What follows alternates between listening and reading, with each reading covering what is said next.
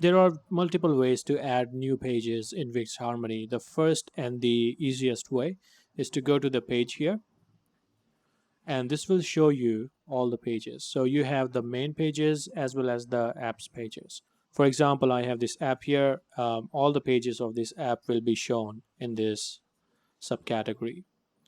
To add a new page, you can click on Add Page here. Very simple. You can either choose a preset.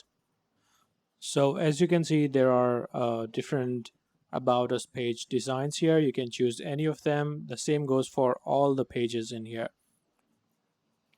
There are some pages for app related designs as well, like the booking services, the blog, the community events, and so on. So you can use these design. Alternatively, you can add a blank page and design your own, or you can generate one with the AI. So this was one option. You can also do the same thing from here. You can add a blank page or generate a page using the AI.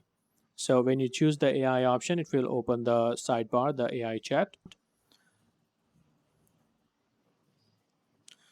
So when you choose the AI option, it will give you some options here, or you can give manual instruction about what kind of page you want. It is a good idea to give full instruction, like what kind of sections you want, what do you want in the design, and so on. Give as much information as you can. The second option you can use to add the page is to go to the Manage Pages, and here you can find all the pages in either the grid or list view. So you can easily find all your pages here.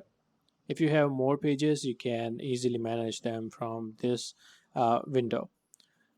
Just click on Add Page and you will have the same options like we had uh, in the main page window. So yeah, these were the two main options to add the page in Wix Harmony. I hope you learned something. Thanks for watching.